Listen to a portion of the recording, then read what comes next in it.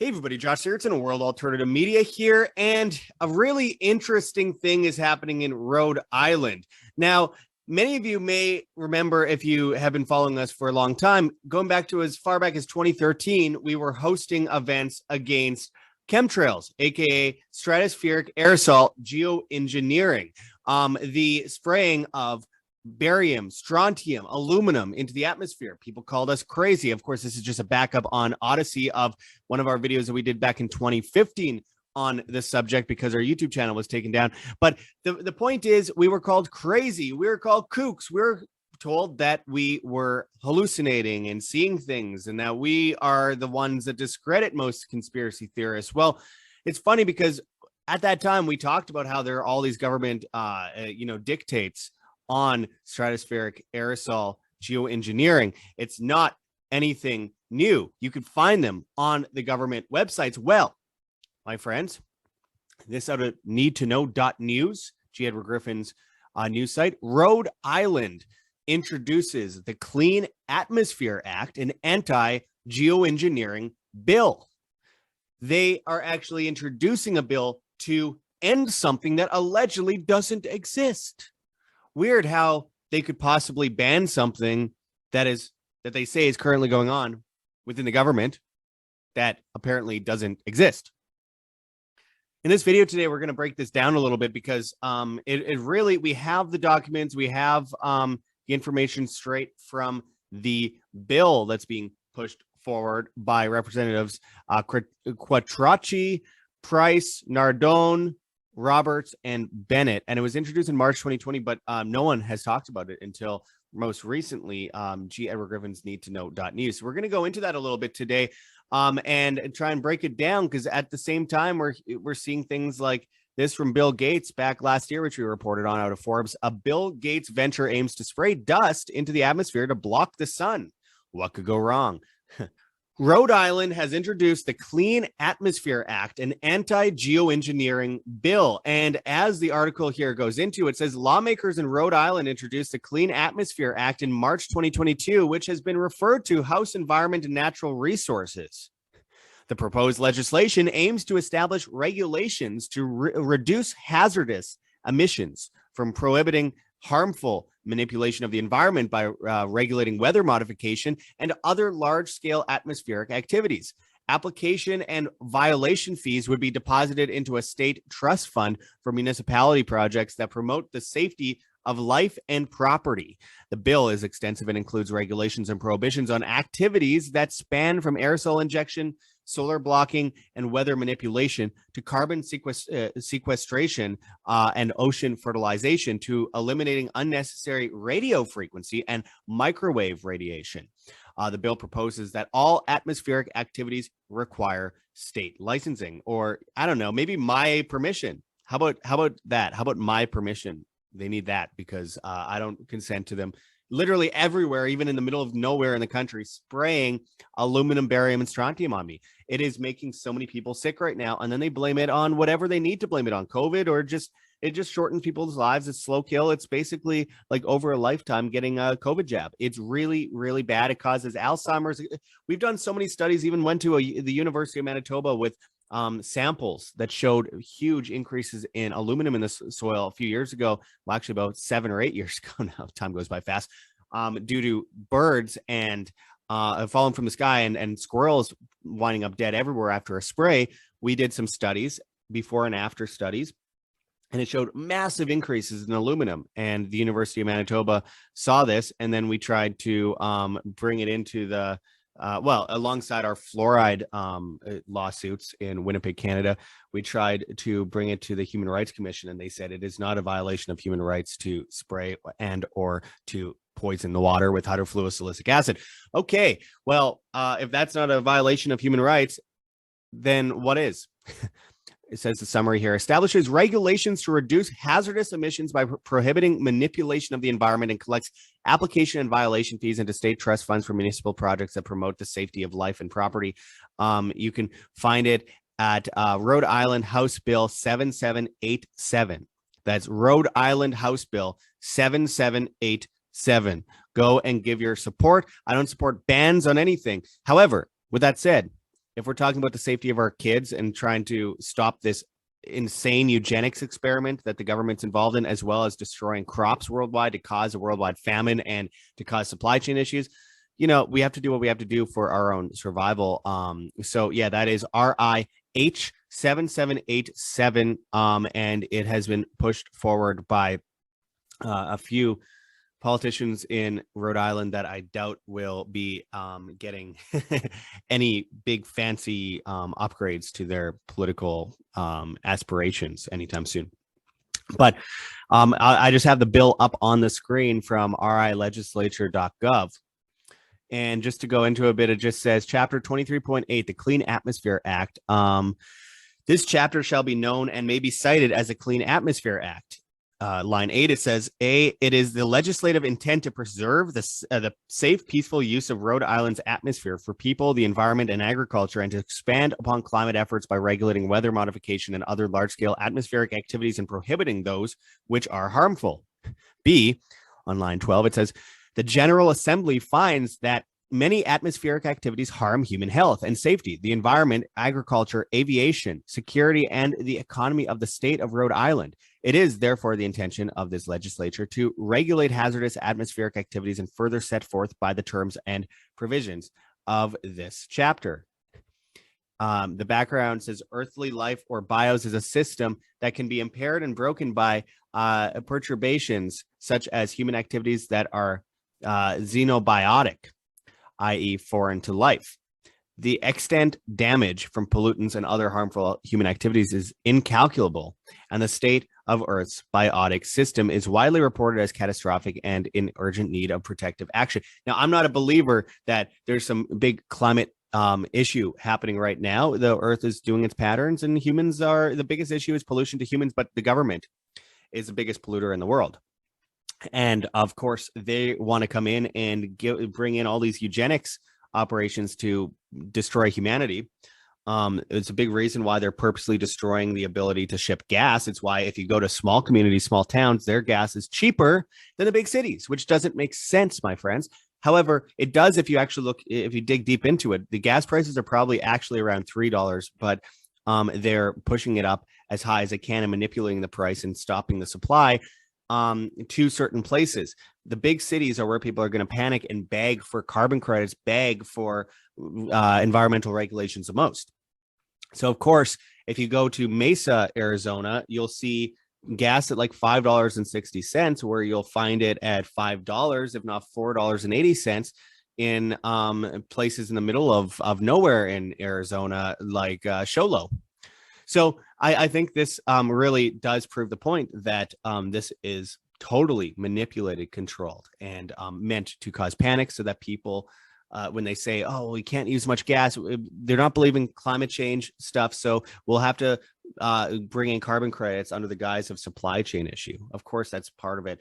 All this is nonsense. However, it's interesting to see the government fighting itself over its own pollution, which is something you don't see very often. And the main pollution, which is actually hazardous to human health, total eugenics operation against human beings, is the spraying of aluminum, barium, and strontium. It continues here. It says on line 2 of page 2, it says, inclusive of solar radiation management, SRM, carbon dioxide removal, and other techniques, hazardous emissions activities are diverse, varying greatly in their characteristics and consequences. Included herein are anthropogenic atmospheric activities and may involve ground-based, underwater, and atmosphere-based activities, including, without limitation, aerosol injection, cloud seeding, and other deployments by facilities such as aircraft, rockets, unmanned aerial vehicles, UAVs, and drones of all size, down to large pico balloons, wireless infrastructures, ships, and submarines. They're even saying wireless infrastructure. My friends, the government in this bill is essentially admitting that they're spraying the skies, which they've already done many times. They've already admitted that many times. Cloud seeding. All these people go, oh, that's just a cloud. Why is the sky not the color of blue that it used to be? If you can see this on the screen, here's a pen. this is a color of blue it's supposed to be, but instead it is partially white blue. And, in fact, the text of this document is a color that the sky should be. People might laugh all they want.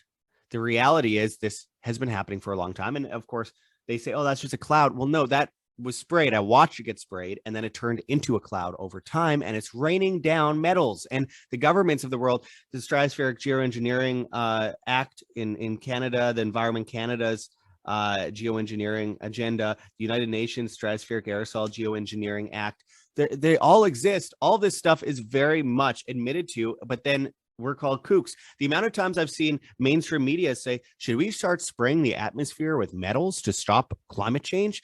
It is insane, my friends. Of course it exists. And they have it right here. It says aerosol injection, cloud seeding, and other deployments by facilities such as aircraft, rockets, unmanned aerial vehicles, UAVs, and drones of all sizes down to large pico balloons, wireless infrastructure, ships, and submarines.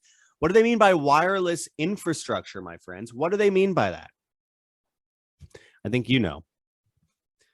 maybe it has something to do with 5G and these cell phone, antennas absolutely everywhere, these cell phone towers everywhere. I know people who've worked on these cell phone towers, and even when they're turned off, they get sick being around the being around them.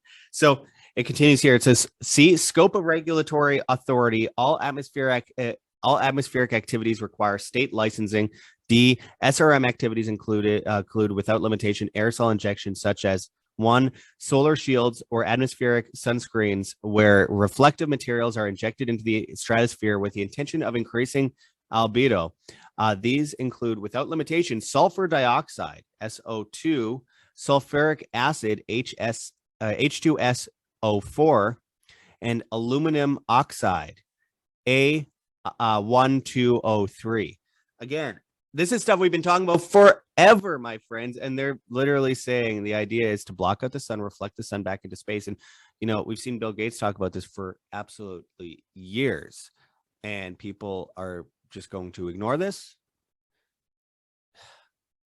I mean, this is not a conspiracy theory, my friends. This is huge news, actually.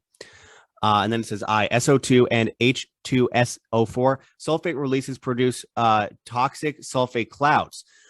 According to the journal Geophysical Research Letters, SO2 injected into the atmosphere slowly converts to H2SO4 to produce the adverse effects of ozone layer reduction and radiative forcing or heating of the lower stratosphere through reflection and absorption of terrestrial heat. The U.S. Clean Air Act 42 USC 7401 ETSEQ 1970 is focused on reducing SO2 and H2SO4, the primary components of acid rain.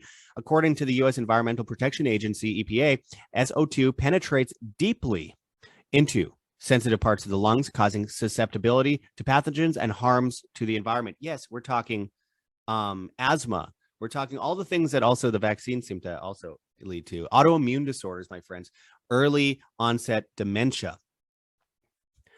Says two here, A1204. According to the U.S. National Institutes of Health, NIH, A1203 causes respiratory tract, eye, and skin irritation, as well as organ damage and bone abnormalities, particularly with repeated or prolonged exposure, and it may be neurotoxic if absorbed into the brain. The U.S. Emergency Planning and Community Right to Know Act, EPCRA 313, requires anyone manufacturing, processing, or using A1203 to report this activity to EPA. Any aircraft containing a hazardous substance is considered by the U.S. Comprehensive Environmental Response, Compensation, and Liability Act, CERCLA 103, and by EPCRA 304, a facility required to report any release into the environment, whether users deploying substances into the atmosphere do presently comply is unlikely. Typically, stratospheric releases of sulfuric and aluminum oxide particulates fall into the troposphere, blocking sunlight from reaching Earth's surface, after which they rain down in acidic pollution, harming terrestrial and aquatic life. Acidic precipitation further mobilizes aluminum from both natural sources and direct anthropogenic atmospheric releases and industrial processes. Acidification mobilizes aluminum from land into aquatic environments and into human and animal brain tissues. Acid rain dissolves and washes away the soil's nutrients and minerals, which help plants grow. It reduces photosynthesis by removing the waxy cover on leaves and ultimately kills the aquatic life upon which human life depends. This is really interesting, my friends. I mean, we have been talking about this for so long, and this is straight from the government website from, again, Rhode Island Legislature, rilegislature.gov/bill text 22/house text 22/H7787.pdf. Very interesting. And they go into rocket emissions.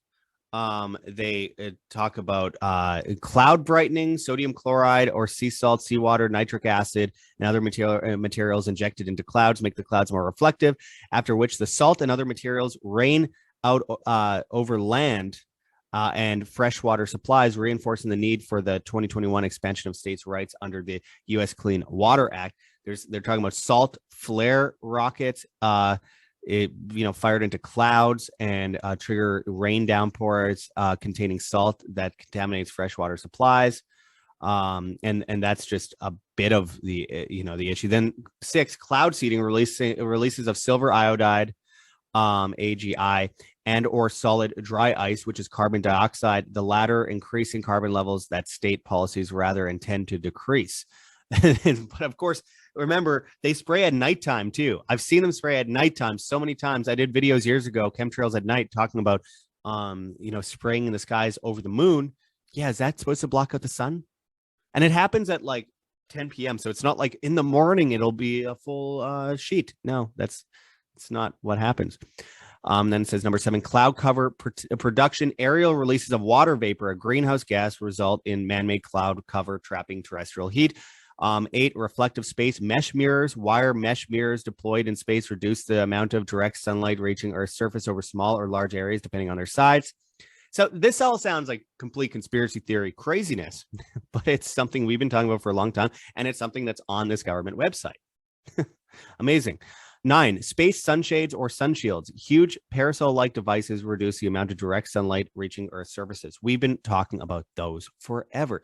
There's even fake suns, that reflective mirror things that are above California to keep crops growing, and they could be shut off at any moment because we're going through a grand solar minimum.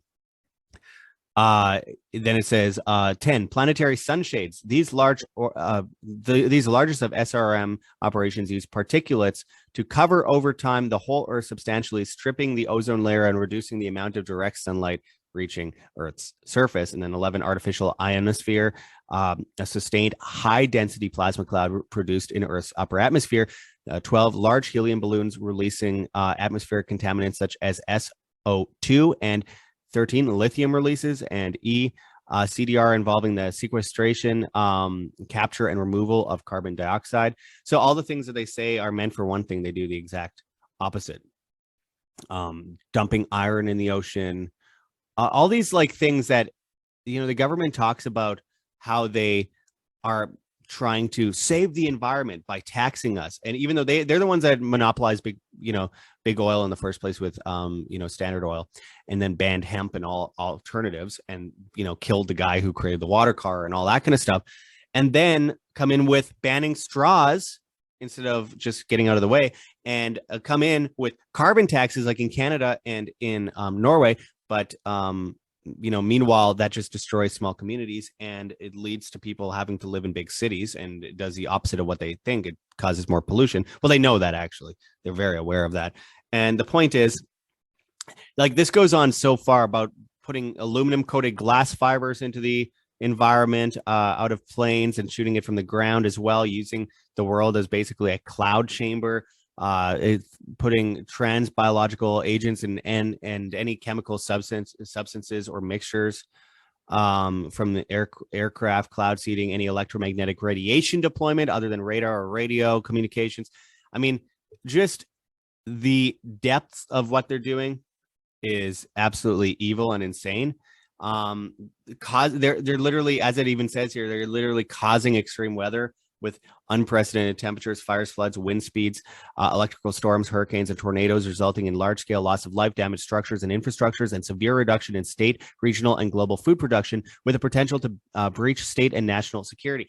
Boom. Big part of the supply chain issue, control collapse. As I said, changes in microclimates, local weather, and large-scale climate areas within shorter time periods with increased and cascading climate effects and political ramifications. 6, global dimming, which decreases vitamin D, calciferol in humans and animals, causing malabsorption of calcium, magnesium, and phosphate, with the increase of infections and other diseases, and in plants, photosynthesis reduction with losses in agricultural productivity.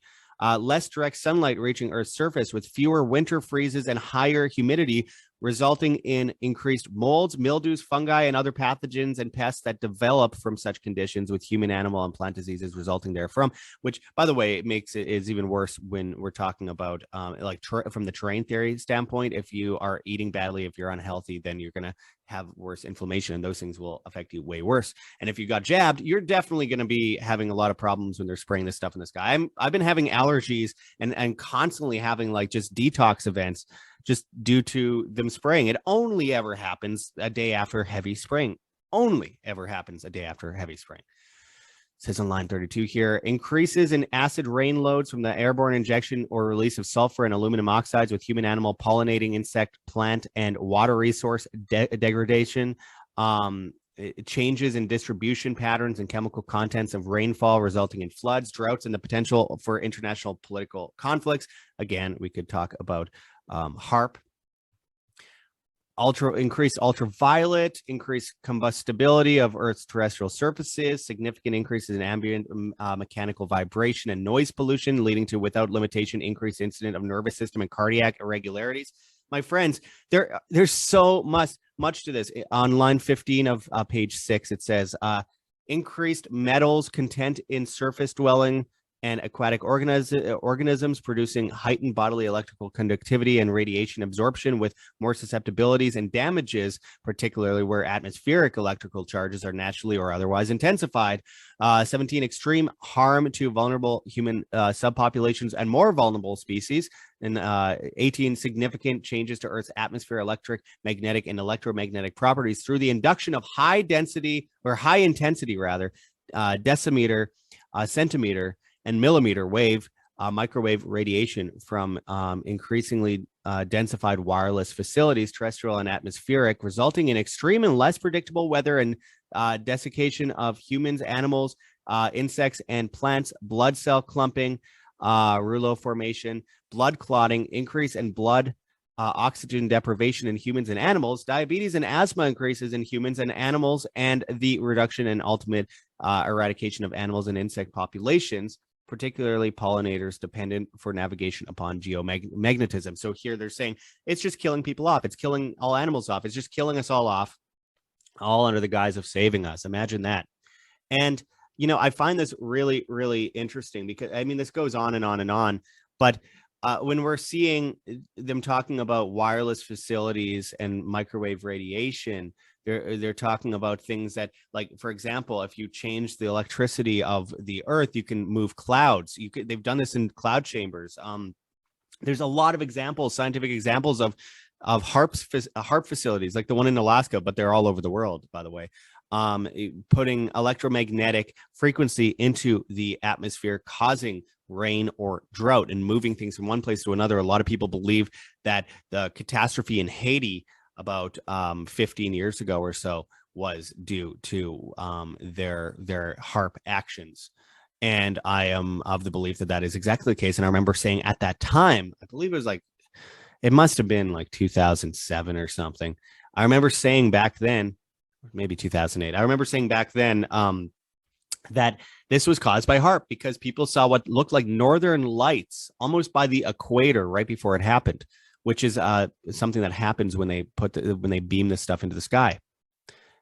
I think this is absolutely fascinating that this is over on this this Rhode Island website, and no one has talked about it. I could go through it, but it's like 24 pages and it takes forever. So I urge people to go to webserver.rilegislature.gov/bill text 22/house text 22/H7787.pdf. And there you will find this document. I'm saying it just for those that are listening. Anyone that's looking at the screen could easily just look this up. It's very easy to find. It's State of Rhode Island 2022 H7787. So the Clean Atmosphere Act. Very, very, very fascinating. I remember early last year, I reported on the fact that out of Forbes magazine, it says a Bill Gates venture aims to spray dust into the atmosphere to block the sun. What could go wrong? Remember, as he's buying up all this farmland, as he's pushing for all these plant-based foods and eating the bugs, as Klaus Schwab is also doing, as he's controlled collapsing the supply chain alongside the governments of the world and the globalists, as he is trying to block out the sun during a grand solar minimum while crops are already dying in massive numbers, this is clearly part of the agenda. So on top of HARP, on top of chemtrails, which is a crude way of saying stratospheric aerosol geoengineering, weather modification, cloud seeding, on top of all of that, it means a massive collapse of the supply chain on top of your lack of health. And with the collapse of a supply chain, they mentioned political in that report. On top of the collapse of the supply chain, that means that they'll have food rations. We already have government documents, and I'll actually pull that up if I can find it right now. Yep, I always leave it available on my computer just in case I have to pull it up one of these days. Here you have in Canada the Emergency Planning Act, which is already in place in Saskatchewan, which is essentially martial law, and they talk in this about food rationing and food price fixing. And it also allows them to arrest you without warrant for being against the government, take your kids away, kill you if they want, force inject you, force you into, like, make you do forced labor without pay, take your house, take your car, destroy anything they want, and seize your cattle, seize your firearms, whatever it might be. And then on top of that, do food price fixing. And they can essentially put you in a facility. Yeah, here we have procure or fix prices for food, clothing, fuel, equipment, medical supplies, or other essential supplies, and the use of any property, services, resources, or equipment within any part of Saskatchewan during the emergency period. Cause information to be collected, used, or disclosed that the minister is satisfied is necessary to prevent, combat, or alleviate the effects of the emergency and for no other purposes. So again, that is the Saskatchewan's declaration of state of emergency, which is sections 18 and 18.1 of the Emergency Planning Act, which is brought into action on September 13th of 2021 and is still there as we speak. And with the food price fixing, what happens next is, well, and the rationing, you'll own nothing and you'll be happy. Well, you won't be, I won't be happy, but a lot of people will, because, you know, tyranny comes under the guise of convenience. And then on top of that, this is a big part of the Great Reset, housing collapse, housing price collapse. They'll give you a free house, tiny homes, perhaps. And again, you'll own nothing and you'll be happy. They'll save you from the problem they created. Wow, how nice. And the gas price issue of not being able to fuel your cars, they'll use that as a reason to bring in carbon credits and control your movement on highways, on the Bill Gates roads that bring you from point A to point B. Notice how Bill Gates is building highways all over the United States, Canada, Europe, everywhere, and in Mexico, everywhere. And essentially, instead of paying a toll, you'll need to show your carbon credits or your social credit pass and your vaccine pass and all that to get from point A to point B. Point is, this is all part of a huge agenda, destroying the supply chain. And a big part of that is killing crops, blocking out the sun in an already existing grand solar minimum, and putting people in a position where they cannot take care of themselves and they're forced to be dependent on the state. And, you know, the state, and freedom will die with thunderous applause. The state will basically say, obey us, sell your soul, stop being human, and we'll take care of you. It will be part of a cog of a giant machine, giant collectivist machine. This is a war on humanity. It always has been. It's a war on empathy. It's a war on consciousness. It's a war on life. It's a eugenics warfare. It's the building of the Tower of Babel. It's technocracy. It's transhumanism. It's all of the above. It's evil. And if the war is on humanity, as I've always said, the solution is to be more human, be more empathetic, be more conscious, and be more self-sustainable. Get out of these kinds of environments. Build your own. Grow your own. Find ways. There are many ways to actually keep aluminum out of your plants. I don't have that handy on me right now, but there are many ways online, and to keep the metals raining down from the sky from totally eviscerating your crop, because they will be doing whatever they can to stop people from being individually responsible, which is the basis of humanity and freedom. So very important to understand. And I think being able to catch your own fish and have long-term storable foods, my friends, very, very important. Like, I sell those. I barely make any money off them, but the idea is to have survival resources for those of you watching. We got to get to work, my friends. And it's absolutely fascinating to see the Rhode Island legislature pushing this forward. I am excited to see where it's going to go. I'm going to keep following up on it and keep seeing, like, trying to see what happens with it. I'm sure they won't get away with ending the weather modification in Rhode Island. However, this is them being forced now in government to admit that it is a thing. Many government documents before have said that it's a thing, and there's many patents. And Kristen Megan, who was a whistleblower, came out against it years and years ago from the military. There's so much evidence of it worldwide, but in this case, and like CIA leaks and all that kind of stuff, but in this case, they are forced to basically fight for weather modification against this bill now in Rhode Island. And that is absolutely fascinating. So we'll see where it goes and what it leads to. I'll keep you updated as much as I can.